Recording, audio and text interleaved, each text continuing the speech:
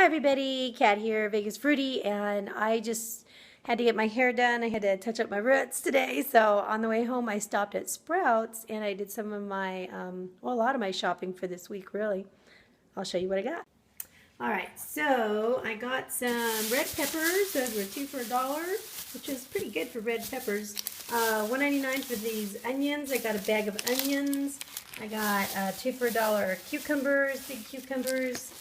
I've got some whole wheat buns.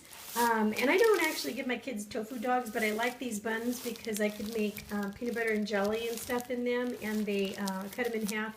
And it's just the right size for them to hold a sandwich. So that's why I use those buns, and they're whole wheat.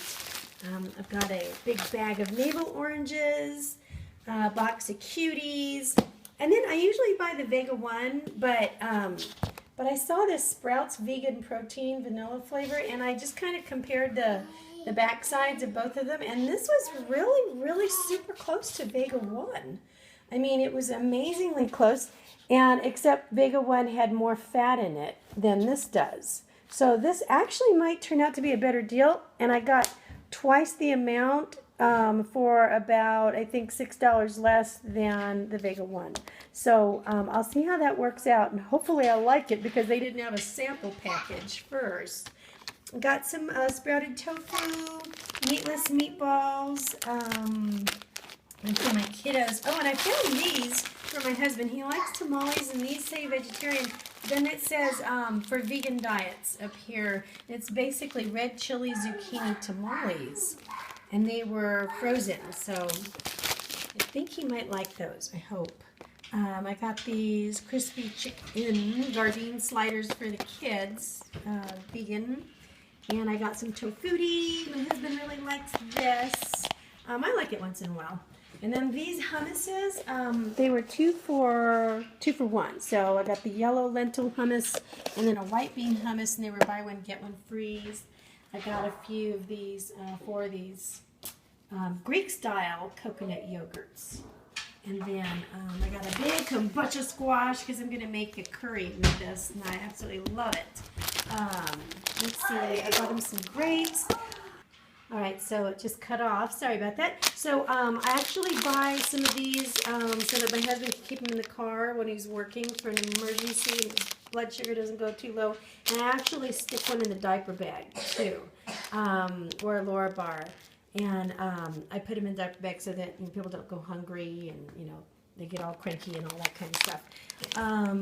And then I got some more turmeric root, so I'm going to make some more of that tea that I love so much. Anyway, I spent about $110, and this was this was $26 is what this was.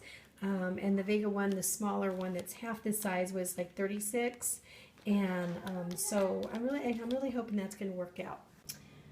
Just got back from dance tonight, and I am hungry, and so I'm going to have this some of these banana pancakes, oat pancakes with the almond butter, and these perfect bananas that my dance teacher gave me because she's awesome that way. And I'm just going to have a little almond milk. I'm going to start to read something before bed. Hi everybody. Okay, I wanted to talk to you real quick about dental health. Because some of you might know that I'm dealing with some dental issues right now. I've always taken good care of my teeth, so I thought I've always seen the doctor when I'm supposed to, the dentist, got my cleanings and whatnot, but there's some different factors that could have attributed to where I am right now. And I kind of like to warn other people off of them just so that they don't encounter the same types of things. Some things to remember are to chew. This is very important, to chew on both sides of your teeth, if at all possible. And one of the reasons why is because this just hit me the other day. Next time I go in to see the dentist, I'm going to ask him to take a closer look at the x-rays and let me know if he thinks that this has any validity. But the side of the mouth that the abscess tooth has to come out on, which is this side, he says that tooth, which looks okay on the outside, he says it's already loose. And so it is odd, and my gum does look kind of weird right there, like it's trying to expel the tooth a little bit. It is kind of weird, but one thing that I was listening to the other day was this lady who had a really old dog, took him to the vet, and he didn't have any teeth. And so she asked the vet, well, should I give him some pureed food? Should I cut it up really? Should I puree it for him so he doesn't have to chew it? And the vet said, no, not at all. What you want to do is give him, he can still exercise his jawbone, because if he doesn't exercise that jawbone, it's going to get really weak and really thin. And then I did some reading about that, and actually, yeah, if you don't exercise your jawbones, they will become thinner and your teeth will become loose, and you could even lose teeth. So you do need to exercise those jawbones.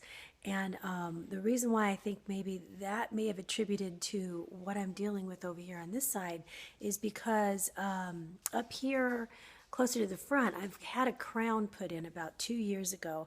And when they put that in, I felt like from day one, it's always been kind of weak, and I was afraid it would pop off, and it's been kind of sensitive. And so I've thought, you know what, I'll just avoid it.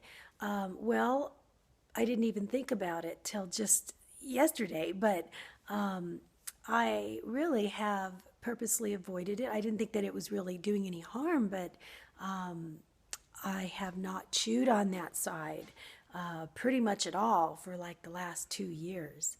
And this is the side that is now trying to, I have a loose tooth on. So I want to find out if that jawbone up here looks any different from this side because of that, because I haven't equally have been distributing the, the force and the exercise, on my jawbone. So that's something to be aware of if you can chew on both sides.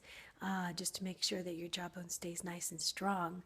Another thing that I wanted to mention was, especially people who are going high raw or all raw, a lot of times you end up eating a lot of dried fruit, nuts and fruit, and the dried fruits are just can be real murderous to your teeth, because the little tiny bits of hardness, they really get stuck up inside. And if you're not flossing after you have that every time, you really should be, because that that sugared little piece is going to stay down there, and it can really cause some havoc with bacteria and decay, and it could really basically rot your teeth a lot faster than if you weren't having that dried fruit.